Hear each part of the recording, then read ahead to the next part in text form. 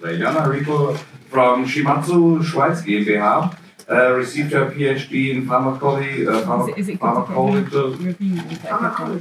Pharmacology, sorry. 2005 from the Hamburg University in Berlin, Germany, and worked as an analytic chemist in the Charité Hospital in Berlin from 2002 to 2005. And in general, your company is importing laboratory devices for cannabis, also for cannabis analysis. Also for cannabis analysis. Also for police. From Japan. Let's start with the first question. Your company focuses on laboratory equipment. What would the company need to produce GMP cannabis extracts in Germany or in Switzerland? I have a short version of the list. Yeah. But there's a long version. Yeah. So basically, when you go to GMP production, there is a publicly available list of things that you need to do. Yeah, so it concerns several things. Concerns your equipment, yeah, your location, the raw material, that means where you get your stuff from. Also the methods that you use for extraction, and also a lot about documentation. Yeah, so it's a very long list. And basically GMP is one of the, you have to jump very high to meet GMP regulations. Yeah, so, and what you need to think about is basically 3 steps. Yeah, one thing is the input, yeah, where you get your stuff from. Do you know basically the seller of your flowers, the oils, yeah? Do you know where it was grown? Yeah? Do you have a record for this? Do you have an audit? Yeah? This is one thing. Then you also have to basically document any kind of treatment that you do with your stuff before it enters your factory. And then the second step is then basically the production step. So this isolation and purification. Yeah, and then it will be treated like any other pharmaceutical compound. Yes, you have to buy equipment that is validated and is qualified. Yeah, you have to write instruction on everything. So starting from the basically procedure, how you prepare your pharmaceutical compound, to the cleaning, yeah, quality control, and so on. And then the third step that is also very often forgotten is the packaging. Yeah. So if you pack your stuff, you have to make sure, do I get a package from I would say a good provider that has audits? Yeah. Can I make sure that nothing is going into my product? Yeah, like leaching. Yeah. And then basically when you apply for a GMP facility, you have to know that there will be audits. Yeah, and depending on where you sell your stuff, so if it will be in the US, you will have FDA audits, which will do a lot of go through all the steps. And if you go to the European market, you will have audits according to the European Pharmacopoeia. Yeah. And I know a lot of pharma companies in Switzerland. I've been to the small ones, and I've been to the big ones, and it's a huge step to go there. Let me please ask you just an additional question on that.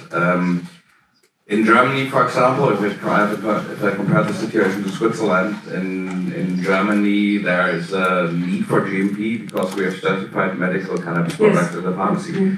In Switzerland, there are no certified. There's one, I think it's Sativex.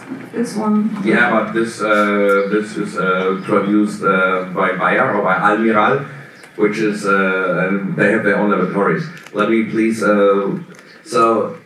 I think it will come because I think at the end of May I will have a meeting with the Swissmedic.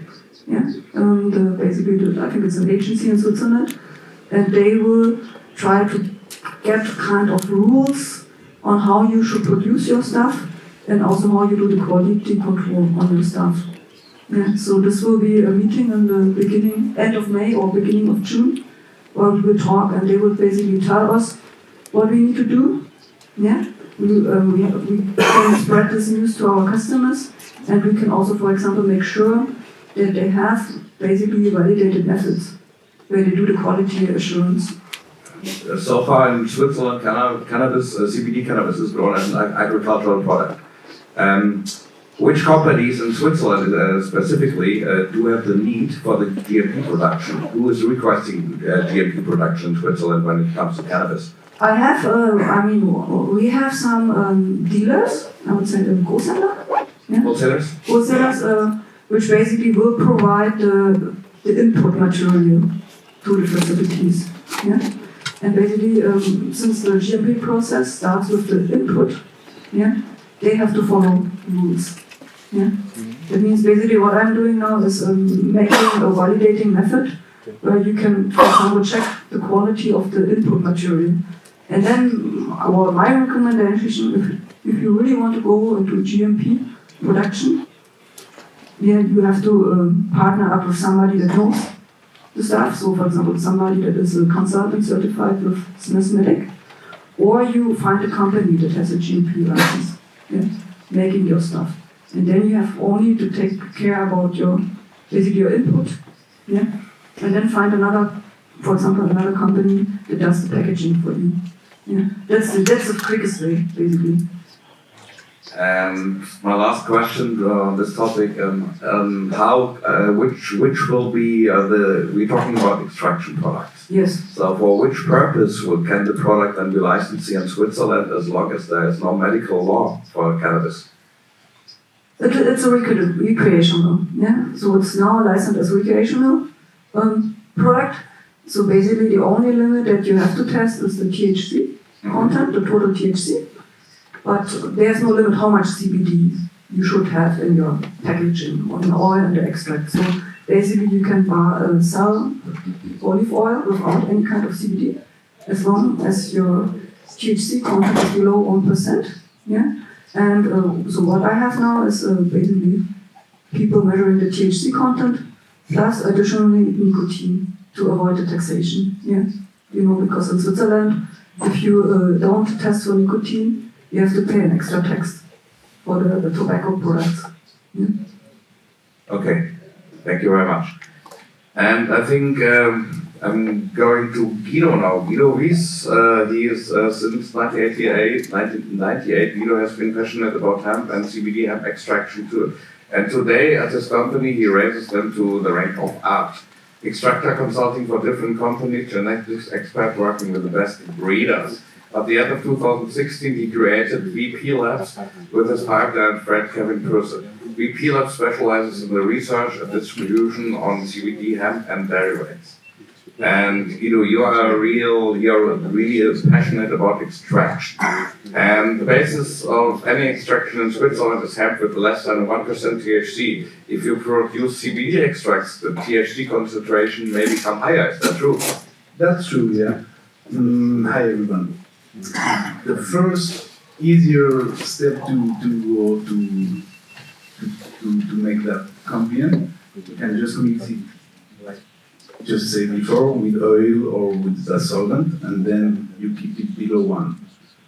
In my company, we make different technique for keeping that down. Or first, with the starting material, we make a kind of process to get some extract below 1%.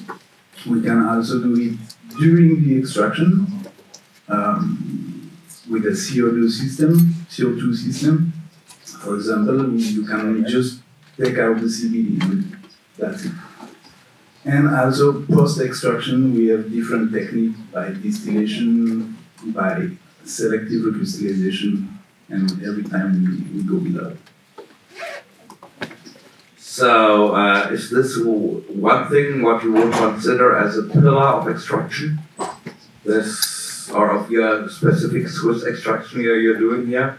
Because I only heard so far that it's diluted, but I have never heard that the CBD is like separated from the THC after the extraction. Yeah, so we make a process, then we can eliminate the CBD after extraction in the crude.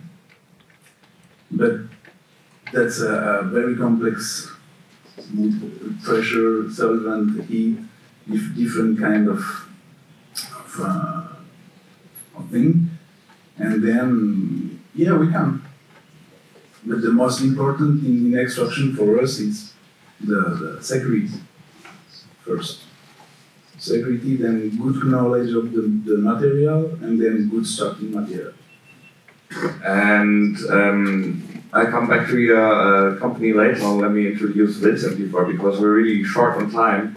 Vincent is, it's not the first time we meet on the podium, and he's the co-founder of COO, the curator of opportunities of SHO companies, a Californian-based industry-leading cannabis product group with over 5,000 wholesale partners worldwide in active operations in LA, New York, Europe, and South America. In short, you are a real expert in extraction in marketing. Yeah, I would say brand building and extraction. So your company focuses on non-solvent solutions. In Europe, people often still think of ordinary pharma making hash in a plastic bowl. How much has that in common with your technology and approach? You do non-solvent extraction. Yeah, we focus on non-solvent extraction. That's where show came from originally, solvents and hash oils. That's where we started with rosin extraction equipment. And the idea behind solvent extracts hasn't changed much since the Moroccan bowl beating days. Still pretty much similar. The three forms of solvents extraction, if I was to further categorize solvents extraction, would be dry sift, rosin, and ice water hash. So dry sift, or mechanical separation, rosin, which is using heat and pressure, or ice water hash, which is using cold water. Those are all different ways to use non-solvents, although some people can say water is a solvent, but I like to consider it a vessel rather than a solvent. It takes the trichomes and moves them away from the plant material like a vessel, rather than like a solvent which strips it away. Yeah. And so what we hear from you is the techniques are very far advanced in California because it's a legal market and you can work openly. So I would say in general the market in California is very far advanced when it comes to phyto extraction. On the other hand, we have German and Swiss companies when it comes to extraction from hop and other plants which are not cannabis, where Europe is a world leader. What would you say? What could those two industries learn from each other? Because they are basically doing the same thing. They make a full spectrum extraction of plants, but these are totally different industry. What could they learn from each other? How could they connect? Sure. I think right now the U.S. is leaps and bounds ahead of anywhere as far as cannabis concentrates are concerned, but I don't think that's going to stay the case. I think as the world becomes educated and opens their eyes to the benefits and to how popular concentrates are in the market, just to touch on that for a second, like if you look at the trends in the concentrate market right now in the U.S., they're exponentially increasing every month compared to flower sales, which kind of go up, but the concentrate market continues to increase in every state. You can check out some reports based on BDS analytics. They're really good. They show some data. So touching back to how the Swiss and the Germans are leaders in extracts and other things, I think as the Swiss, Germans, Europe starts to play with cannabis more, they're going to continue to be experts in extraction. You just haven't had the time to play yet. We've been playing for a little bit longer. Thanks. And let's go back to Jana. Jana, my next question to you is, you're in the analysis business. Mostly your equipment is used for analysis. In which way can your company support the standardization of cannabis extraction and of analysis of cannabis extraction? What I see, what my customers doing, or what I would say is when you have in-process controls, it means you starting to develop an extraction protocol, and you basically play around with pressure, heat, and time, and you're trying to find the best ways, maybe also some additional solvents, you're trying to find the best way to get your compounds, basically, if it's THC or if it's CBD, doesn't really matter. For me as a chemist, if you give me a plant and you tell me this is my target molecule, I can extract it for you. Yeah? And this is just in-process controls. And the second thing is basically Anyway, if you go to a business with GMP or not GMP, and you want to have the same quality of let me ask additionally, because the cannabis industry, cannabis laboratories are kind of a very new thing. I don't think it's such a new thing because, I mean, I've extracted very different plants like hops, like salvia, I don't know the name, salvia? Oh yeah. Salvia, sage and something like this, or like thyme, yeah? I mean, for different companies, for example, like fragrance, food and fragrance, perfume companies, and the process, the chemical process is the same, yeah. So, So what I actually wanted to ask is there any specific is there any specific need for cannabis analysis, for cannabis extraction you don't have with other plants? Do you get feedback from scientists that say, okay, I need this or this special developed equipment to work with the cannabis? I think what you have to think about is, I mean, if you go, for example, you do an extraction on hops, yeah, or you do extraction on sage, you know, it's usually grown somewhere in Europe legally by a farmer, yeah. If you go to a cannabis market, yeah. If you grow cannabis legally in Switzerland, you can be sure that you should not have any kind of toxic metals inside your input, yeah? But if you don't know where your stuff comes from and you get it from the dump site somewhere in Italy or in Sicily, yeah? I mean, you cannot be sure that there are some toxic metals inside, and I've seen one case of a patient in the burn hospital who was poisoned by marijuana and he had a lead poisoning. There was nothing toxic with the marijuana. He died of lead poisoning, yeah, because he got some stuff somewhere he didn't know, and it was toxic because of the metal, yeah. And if you don't control your input, you get into trouble.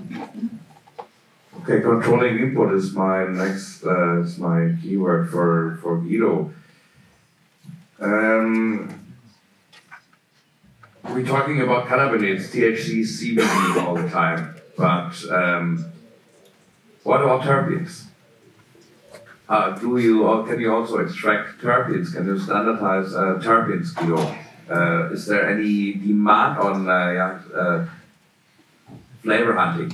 Yeah. So on the moment we just not focus on terpene because it's actually difficult to work with some CBD strain below 1%. You get good fragrance, but not the real fragrance on some real THC strain, for example. So in America, there is a lot of perfect terpene already because they get a lot of good starting material to do it.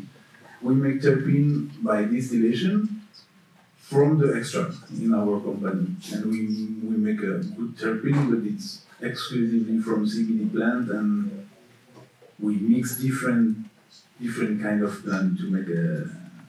But there's a demand on the market also for this terpene extraction. What would you say? In Switzerland, it will start. Actually, we have not big demand about terpene in Switzerland. And let's go to Wins. Is the house that in California or house that in the States about terp hunting? We almost don't even call them concentrates anymore. Like if I want concentrates, I say, let me get some terps.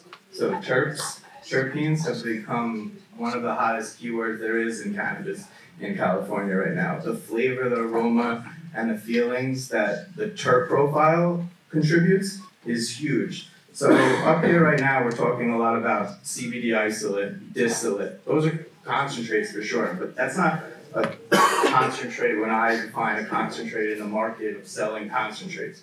A concentrate in the market of California, when someone wants a concentrate on the market, is a jar of rosin or shatter or crumble or BHO of some fashion, and it has a terp profile considered with it. Like the flavor and aroma and the effect that you get from the whole sensation is what that concentrate is known for. CBD isolate and distillate has its place, and I see more of a place as it moves towards medical or as supplements or for food. It's great as ingredients, but for the connoisseur market of cannabis concentrates, it's not about isolating. It's about the full spectrum. It's about the entourage effect. It's about all the cannabinoids, not just CBD and THC. There's 100 other ones that we don't talk about at all right now. And it's about how those cannabinoids interact with each other along with the terpene profiles. That's the true magic of this plant, is how all of that combines each other. And that's why none of us fully understand it yet, because it's all of those different parts playing together at once that give us these feelings of why we love this plant the way we do. So sure, people from other industries think that we're gonna come in and we're gonna do the same thing we do with sage, and we're gonna extract one thing. But the thing is, we're extracting one thing and we're forgetting about the 99 other things that play into the fact that we need to consider right now. So let me ask again, because this I think is a very important topic. There is a difference between isolating and extraction, which a lot of people, especially who are not so much into the topic, do not recognize. Is that right? Is that what you mean? Sure. Well, isolation is a type of extraction. Extraction means you're condensing the cannabinoids and into a more concentrated form. That's all it means. Concentrates. You're taking the cannabis plant and you're getting rid of everything else besides for the cannabinoids and the terpenes. That's a concentrate. When we're isolating things or distilling things, we're further concentrating, or now we're isolating into your CBD, your THC, or your CBN, anything else that you want. Your terpenes, your individual terpenes, your terpene blends. However you want to break this plant down, you can then do it. Because, yeah, we know how to separate things. We can always further separate things. But I think we get too far ahead of separating it completely and before we understand, before we're separating it. True. And then please let me come with the next question, because I think the Californian market is, the US market is very far advanced, and if the preconditions are equal, how does the demand for extracts compared to herbal cannabis in general develop? The preconditions are if all products are legal. Here in Switzerland we have the situation, not all cannabis products are legal, but if given the case all are legal, how does this ratio develop? Sure, I think I touched on that a little bit with BDS Analytics. The concentrate market is surpassing the flower market. Flower has been what we're traditionally, but as we open people's eyes to more products and other ways to consume, I change people's thoughts all day of smoking concentrates, where a lot of people are very hesitant of smoking concentrates, and that's why we got into solventless. So I can take a nug in front of you and squish it and squeeze it. It's basically like juicing it, and now I have a concentrate. There's no magic involved in that or anything. I didn't do any chemical process to it or anything. I have a concentrate in front of you. I let you smoke that concentrate, and if you were traditionally smoking flower before that, and I show you the proper way to smoke that concentrate, you're going to continue to smoke concentrates. Thank you. My next question goes out to Guido and Triana as well, I would say. In Switzerland, we heard we have a little bit legal problems with extraction, which is not, you cannot act as you really want to because you have to stick to certain limits. But in general, if the legal frame would be given, do you think Switzerland is ready to produce full spectrum cannabis extract on a pharmaceutical level? Or your company is ready for that? Yes. I'm pretty sure we are ready for that. It's just the next step now. We need to go a little bit more further, and we go. Definitely. Yeah, your company also invested in Switzerland, so do you think Switzerland is ready for full spectrum extract on pharmaceutical level? I mean, they're doing it now, whether it's legal or not. I mean, I'm a conservative chemist, so I prefer beer. So what the customers do when I'm not in their lab, it's their thing, Okay, we are very, very short on time today. I think I just have 1 other minute. I would really like to ask the panelists another 5 or 6 questions, but this is the shortest panel we had today. And we only have another 2 or 3 minutes for questions from the audience, please. Yeah, I have a question. One more time, first of all, for the panel. Let's do this. I would like to ask a question first. I see, and I've been to some trade shows and I've talked to some people. What do you think about a lot of these artificial terpene companies where they're like, oh, we can just sell you the terpenes from OG Kush, but they're not extracted from OG Kush or some things like that? How do you feel about that? Is that My feeling on terpenes is an isolated terpene is an isolated terpene. The problem is like when you're buying OG Kush, it's someone formulating what they say OG Kush is. Sure. So right, so that's it's my just fake problem. myrcene That's or whatnot? not, well, it's not fake myrcene, it's a fake combination of the terpenes to create what is now OG Kush. But there's nothing fake about those terpenes at the end of the day. So if you're looking for cannabis blends and cannabis effects, and you want to get the true cannabis effects and blends, sure, you can do cannabis-derived terpenes. But if you're only looking for flavoring, there's no difference between limonene from a lemon or limonene from cannabis. But do they have this? Do they have the same effects? So if you're looking for cannabis style effects, right? So people say, myrcene enhances the THC, or limonene has these other qualities. Like the terpenes give you different, more than just THC. They give you a different effect too. But do these artificial terpenes work the same way? Yeah, they're not artificial. They're derived from other. I should say non-cannabis terpenes. Non-cannabis derived. So artificial is like maybe if you're talking about something artificial, I don't know what we're talking about. But Sure. we're talking about Terpenes non-cannabis. from beaver glands or whatnot. I don't know what they get. Yeah, just he's saying that they're synthetically derived, therefore their isomer may be different, or their enantiomer configuration. So we're talking about mirror molecules, and essentially you can recreate a combination of synthetically reconstituted terpenes, but they wouldn't necessarily be the same ones that you would extract from the original raw material source. But my question is actually for Jana, and I'll try to make it quick, but you mentioned that a patient at the Bern Hospital died from lead poisoning, and that also the only really real requirements in Switzerland right now are to test for CBD or THC content meeting the below 1%, and CBD, sometimes, I guess they test for that, and nicotine. Do any of your customers or clients actually try to test for heavy metals? They test. They do test? Yeah. Okay. I mean, I also have a lot of customers in the police force, yeah. So if you want to get arrested. No, and I have a lot of customers in hospitals, but usually what I always do, if you know your source, yeah, if you grow your stuff in your backyard, yeah, there's no need to test for heavy metals, yeah. What I would really always recommend you to test is if you have organic hemp, yeah, that means you don't use any kind of pesticides. Test for mycotoxins, because this is the second most toxic substance that you can have. And I mean, everybody thinks that bio is healthy and organic is healthy. It's not. Actually, if you don't store your stuff properly, that means keep it dry in a dark place, you will have mold. And this mold is very, very toxic, yeah, in small quantities. So that's the one thing I would always test. And the second thing is if you really don't know where your stuff comes from, heavy metals, because it kills you, yeah. I've never seen any kind of dead patient because of a cannabis overdose. Yeah. Never seen in my whole life. I've seen overdoses, but not on cannabis. Thank you so much. Add something? Seems so, sorry. Do we have any more questions? Good timing then. Let's hear it one more time for our panel. Thank you all for